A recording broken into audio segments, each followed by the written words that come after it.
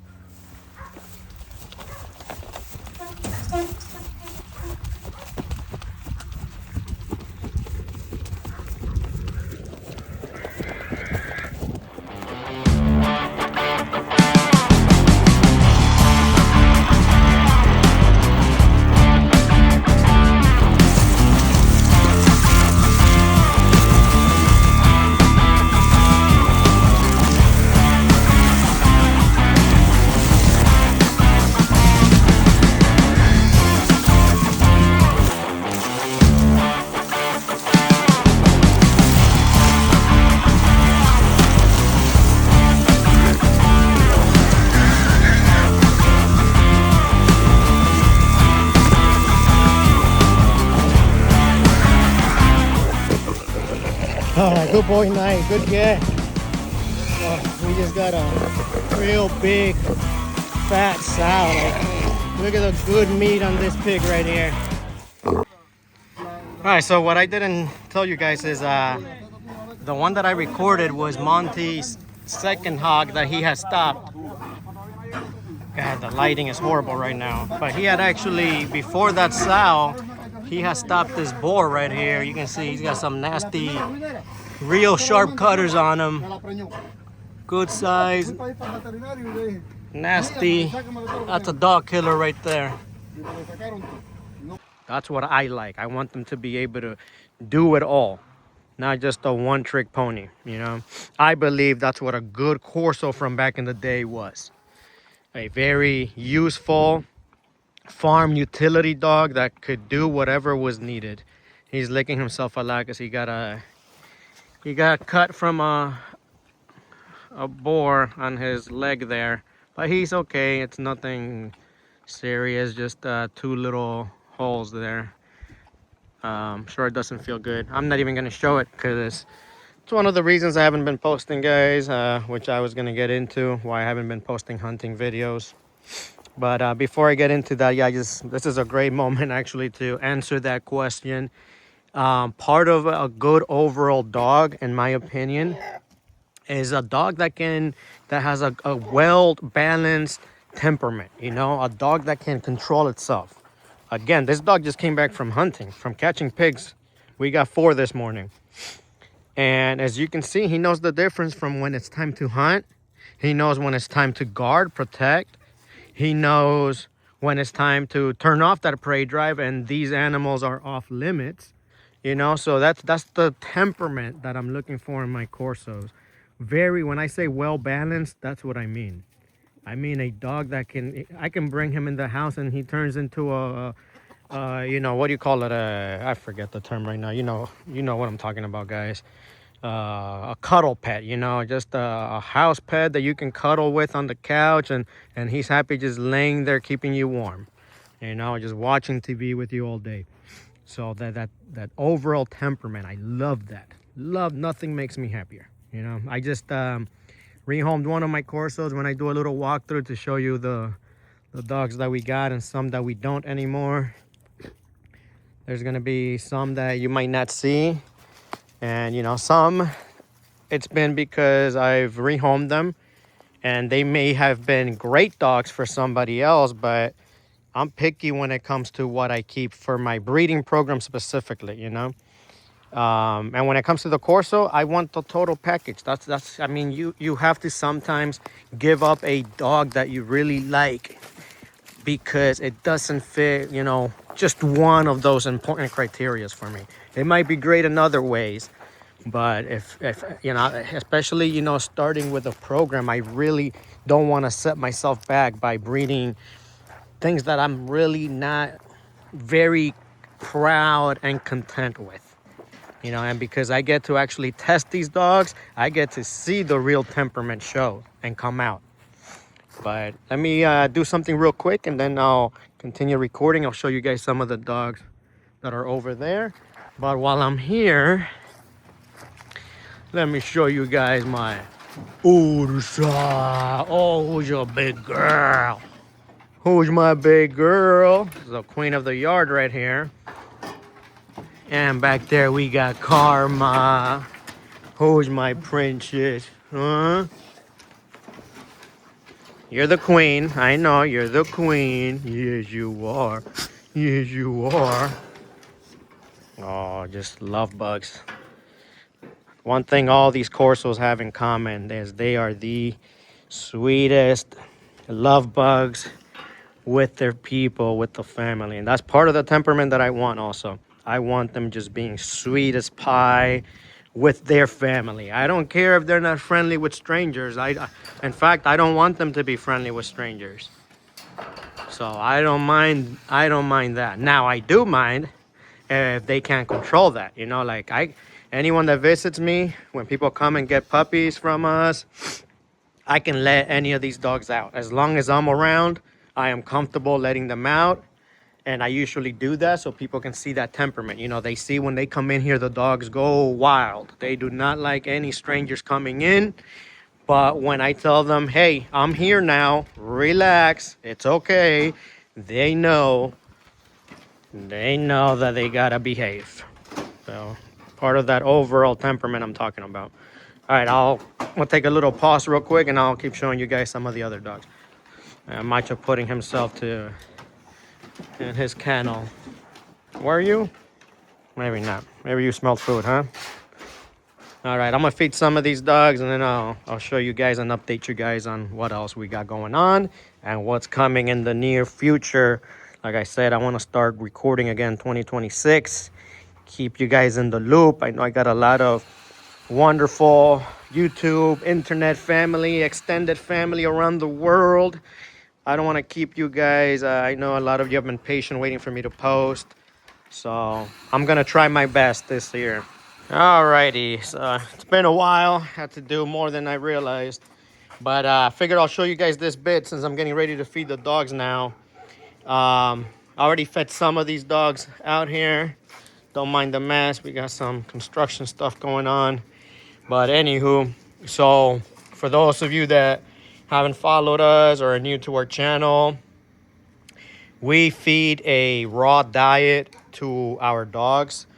It's a prey model, so if you look up information on that, because that'll be I can do another video on that, because it's a lot to explain. I mean, it's simple, it's really not a lot, and when I do make a video about it, because I know a lot of people are interested in raw feeding nowadays, which is a good thing, very good thing.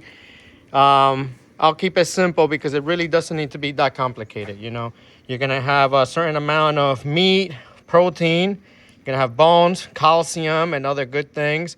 You're gonna have some good organ meat that will offer other nutrients that the dog needs. So the key is to have a balance of different nutrients that the dog needs, okay?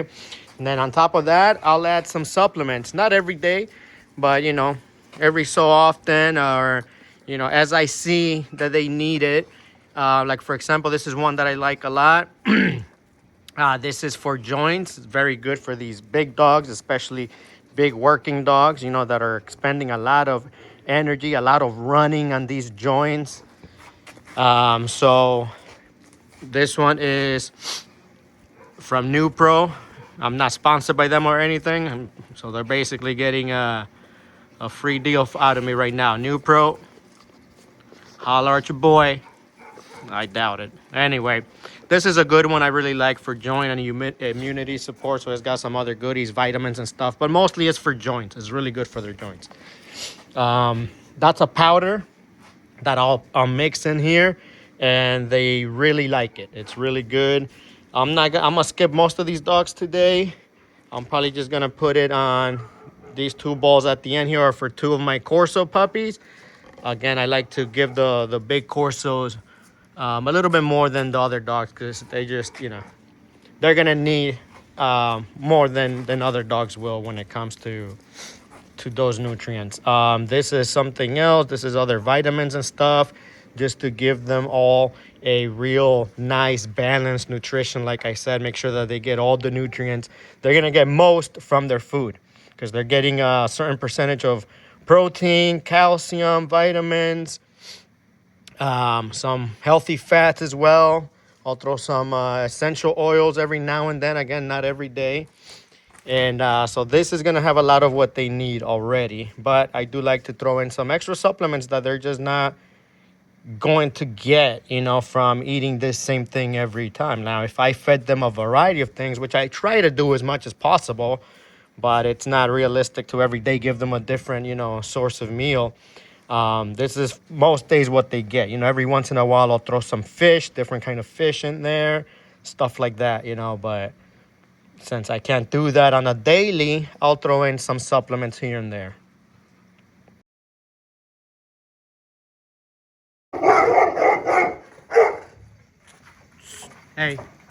Hey, it's enough. Quiet. That's enough. Can I let one out? You okay with me letting one out? He'll be okay. Hey, it's okay. You're a good boy. Good boy. Don't you jump. As long as I'm around, he'll. Alright, I'm gonna Good boy. inside because they're shaking. Good boy. Ashley, you want to ride the pony? Beautiful dog. Beautiful dog. What's that? That's the one you want? I think so. He's beautiful. So I'm just I started recording just because I was talking. I'm making a video for YouTube later, Right. and I was talking about the temperament of the Corso. Right. And part of like what I breed for is that well balanced temperament. Right. You want a dog that you can trust is going to protect and guard your family, but also that's not just, you know, out of control and So a immediately- liability. You know what I mean? Exactly. So immediately when you walked up with me, they were their demeanor was totally different.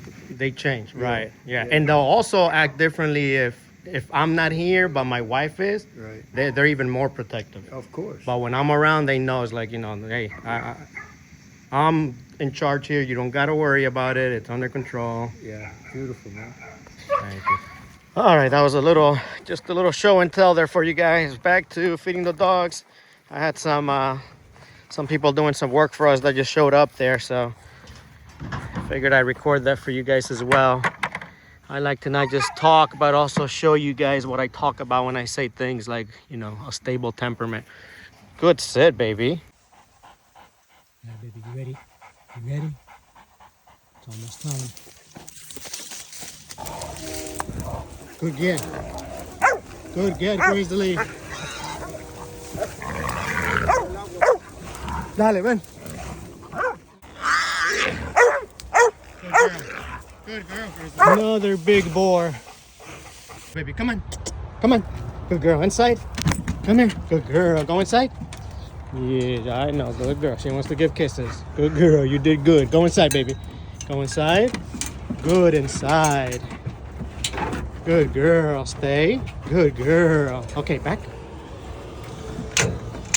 Still in training. Good job. She's waiting for her food. Good girl. Okay. No food aggression in none of my dogs whatsoever. And when I say that, I'm not saying that they never did a little growl or anything like that when they were puppies. But if they do, that's when you gotta know how to deal with it, how to handle that. Because you don't want a dog growing up thinking that they can treat you like a dog, you know? They gotta understand their place and your place. It's all different. No, wait a second. That's not yours, Monty. Good stay. Good boy. I have to switch plates because this is all measured by their weight. So, and I gotta give all credit to my wife for that. She's better than I am at this stuff because I'm a little more careless with it. Anyway, let me get my hands free for a minute so I can feed them all. They've been waiting for a while. I'll show you guys some of the other dogs we got right now. Starting with some of the younger dogs that none of you have probably seen much of unless you follow me on Instagram and Facebook. Make sure you do, guys, if you're interested in following stuff that I probably wouldn't be able to post on YouTube anymore because they've been very, very tough with what I can post. So right here, we got Chili. Chili is an Ursa daughter who was that fawn Corso back there that you guys saw. That's over there under my pole barn. This is also, so Chili is from the last litter Ursa had, and so is he. Female, and this is a male. That right there is Mars. Right here, we got a Plot Hound. He's actually the first hound that I'm trying out. So he's young, he's still a baby. They told me he's 9 months old, but when I bought him, but there's no way he's 9 months old. His little testicles look like puppies that just barely dropped. I mean, you can barely see them. Look at him back there. And the way he behaves, the way his teeth look. When you know dogs, it's hard. It's hard to think that he's 9 months old. Y'all are making so much noise. Jeez. Let me open this up. No one's gonna hear me with all that noise. So yeah, that's gonna be my first hound. I'm more of a cur dog guy. Where we hunt, you know, that's a style that just works over here. Rougher curs, you know. We need rougher dogs that can stop a hog when we're hunting these wild hogs. Mars, who's your good boy? Speaking of those stable temperament and Corsos, this puppy right here is gonna be temperament-wise just amazing, amazing. I mean, the whole 9 yards. He's gonna have prey drive. He's gonna have defense drive. Smart. He's gonna be just a phenomenal dog when it comes to his temperament.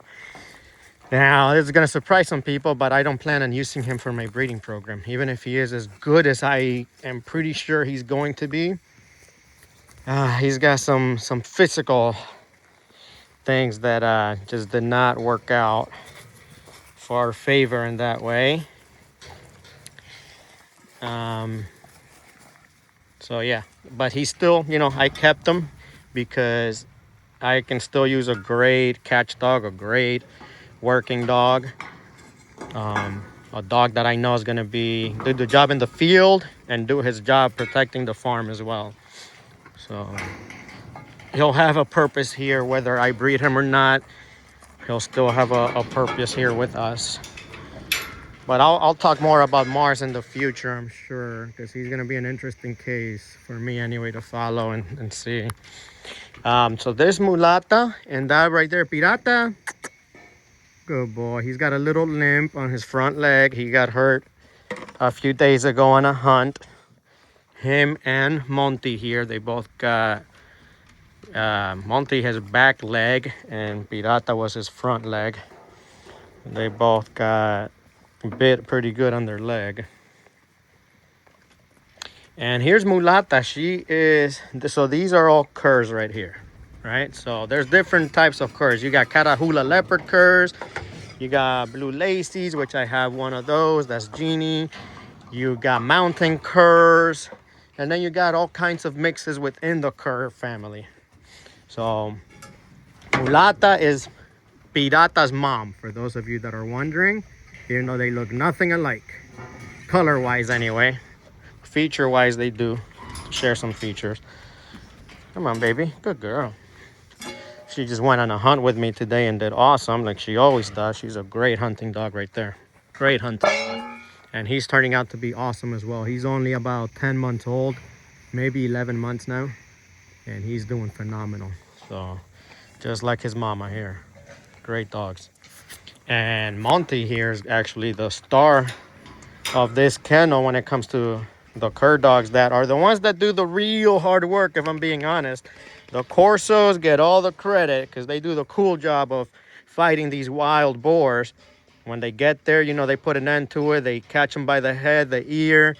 And, you know, that's the part everybody finds cool. But really, these curs, man, their job is, in my opinion, the hardest, most intricate. To get a really good hunting cur is not that simple. You go through a lot of bad ones to get some good ones like we got here. Monty's just one of those superstars. Pirata's doing real good. Mulata's phenomenal. Hi, baby. Come here. Let me take this off you. I forgot I put this bark collar on him last night because he decided to act like a hound. Ain't that right, baby? Oh, that's my fault. That's my fault for getting a hound, huh? He's a sweet boy. Yeah, first hound that I get, plot hound. I've been wanting to try on for a while because I've heard some good things about him. And so far, he's not disappointing. I've taken him on a hunt, mostly to see the dogs work because he's too young to actually start participating in full hunts. But even what I saw in that little, you know, trial run was very good. Happy with what I saw. Alrighty, guys, so there's an update on some of the dogs we got right now in the kennel. There's some others that can't see it from over here, but back there in some other kennels that I got. I got Macho over there. I got Genie. But anywho, I'm not going back out there again. Those of you that follow me on Facebook, Instagram, you know who those are. You're gonna notice maybe some dogs are missing if you're someone that follows our channel. So Rowdy, one of my really good dogs. Unfortunately, Rowdy was killed by what we believe, we're pretty sure, I'm 99% sure it was a cane toad. Just because of all the symptoms that she went through. I've had dogs that have died due to cane toad toxins. Cane toad's an invasive toad that we have here in South Florida, specifically where I live. They're everywhere. And unfortunately, they're very, very toxic to dogs. I mean, they will, if your dog gets, you know, that toxin in them, if they bite one, play with one, whatever, and they get that toxin in their mouth, it can kill dogs within 2 hours. A lot of dogs are dead within 2 hours. You know, some last longer. You know, Rowdy fought it for a little bit, but, you know, she couldn't win that battle. And there's really nothing that vets can do for you. You'll spend thousands of dollars at the vet office. They're not going to be able to do anything for you. They'll help you keep the dog hydrated, things like that I know how to do myself at home. But there's nothing that they can give the dog to fight those toxins and save their life. Unfortunately, I've lost some great dogs due to that. In fact, the next name I'm going to mention, some of you, again, if you follow Facebook and Instagram, you've seen a video I posted that a lot of people have seen. Another Corso that I picked up from another breeder, and I wanted to try out a specific bloodline. She had some good old Italian bloodline that I was interested in. She's someone that's been very supportive of what I'm doing with these Corsos, trying to really preserve the working lines. So she's been very, very helpful in many ways. And she let me know of this breeding she was doing that she knew was going to be really, really good fire stuff, like just really good temperaments for working dogs. Lines that she's had experience with, all the Italian lines that she's seen, tested and worked before. So I was excited to try it. And she, sure enough, when the litter was born, I went over there, I picked one up. There's a video that I posted of when I went to her kennel. You can go on my channel and you'll be able to see that. And she, that puppy that I picked up that day, I was very happy, guys. So her name was Gremlin. Come on, get him. Get him. Shit. Yes, he got it. Hell yeah. Gremlin is with Nate. I'm gonna go tie that one. And I got another one caught in there, right inside the sugar canes that my buddy went to. And I got another one in the woods that's getting bait.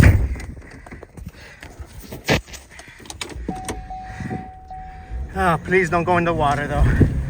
I'm trying to get to it before it goes in the water. Whew. Oh, that's a nice pig. Nice eating pig, that's what I needed. Yes, sir.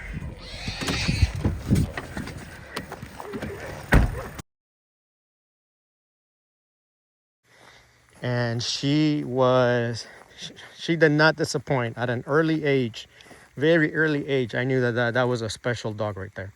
One of those Corsos that you just don't see very often anymore. That's hard to come by.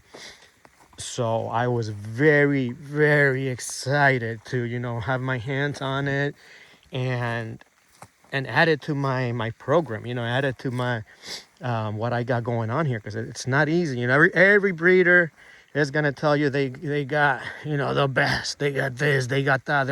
Their Corsos are this and that. They're all gonna paint you, the moon, right? But the reality is a lot of people don't test their dogs. So even if they think they're telling you the truth, they themselves don't really even know, because they've never actually put their dogs in an environment where they're truly tested to see what they're really made of. Oh, I forgot about this guy here for a second. So this, hi buddy, Apache. So this guy, we actually, let me take this off him. Apache, you're a good boy. Come on. Hey, come on. I don't like them circling. Mars.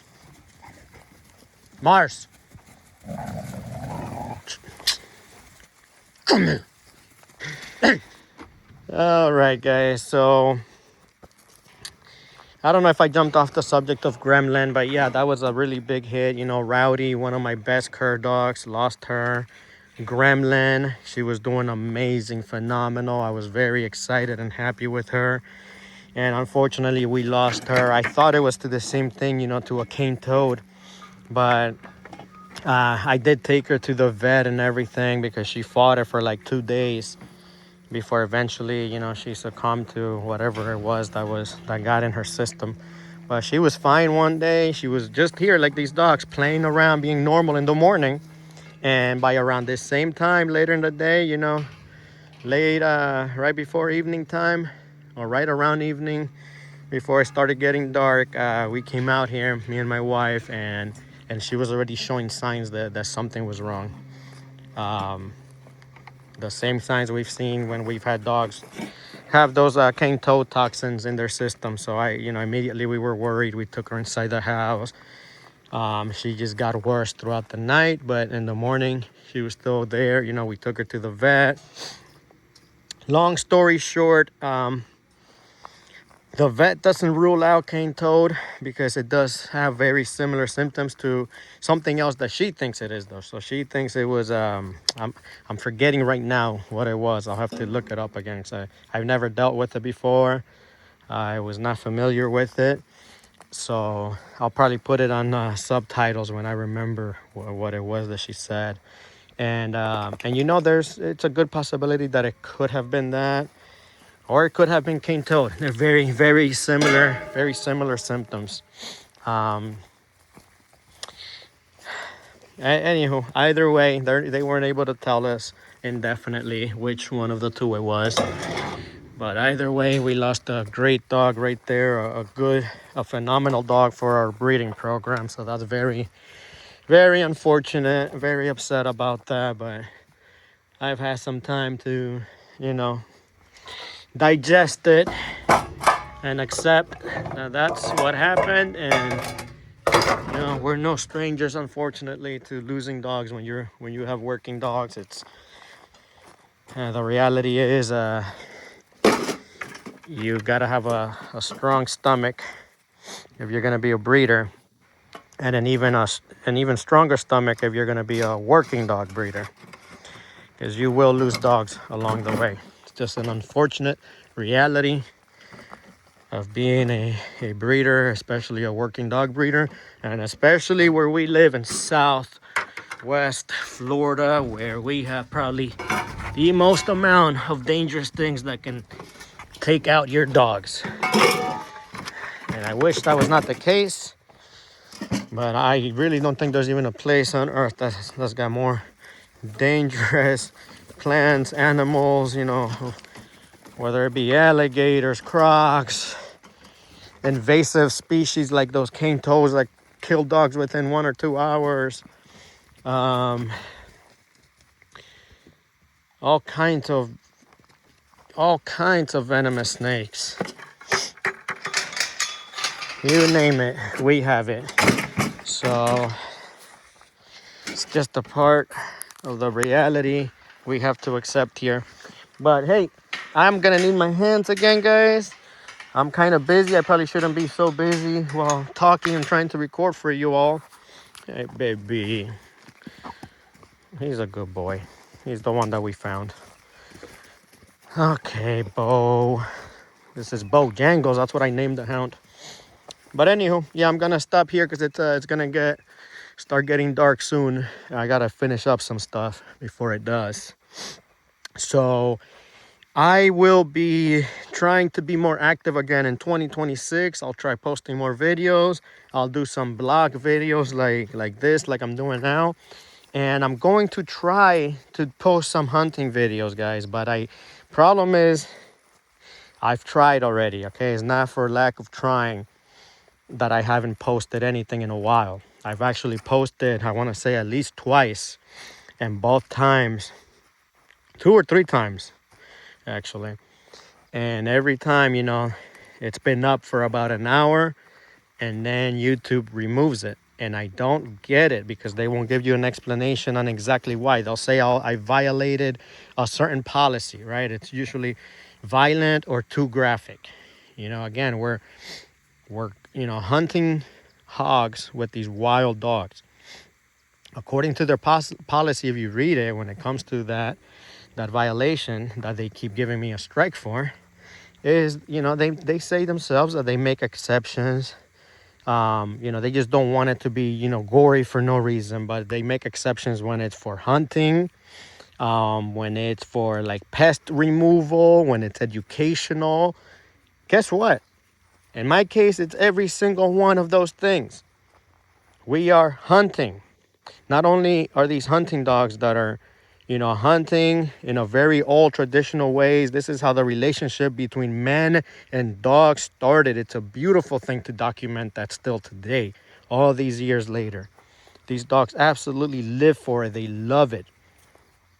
But not only is it hunting, it's also pest removal, because these wild hogs that live in these farms out here where we live, They are the biggest pest. They are the biggest nuisance for these farmers. They cause the most damage, not even close to anything else that's out in these farms.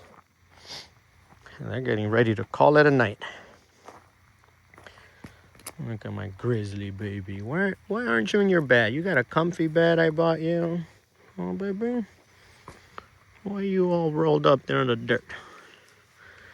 That's what they prefer sometimes. Yes. She did a great job today hunting as well, so she's tired.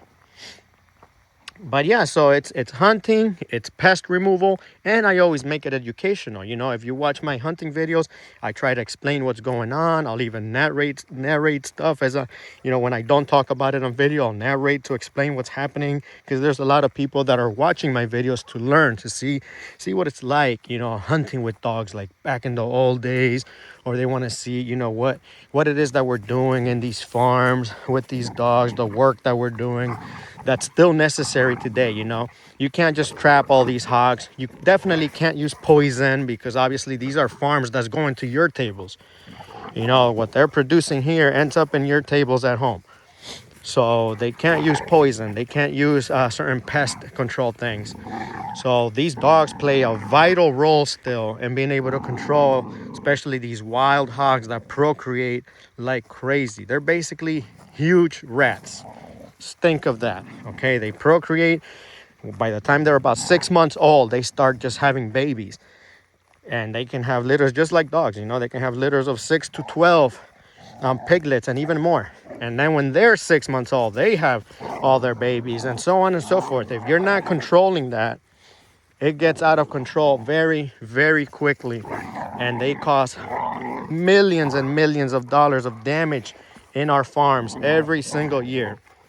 On top of that, they're huge nuisance to our ecosystem. They've actually been responsible for a lot of animals, a lot of our mammals, that their population has dwindled drastically. A lot of it because of invasive animals that we got, like the python and the wild hogs, etc. So, you know, I explain all this in my videos, but without any rhyme or reason to it, they will still get removed.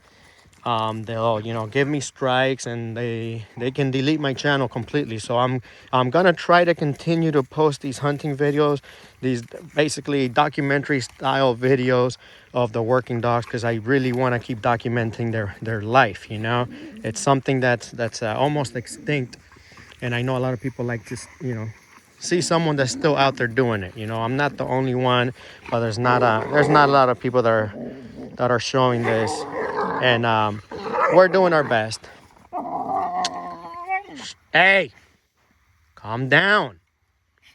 Jeez, you always gotta take it so far. Chili, you want some though. You want some chili.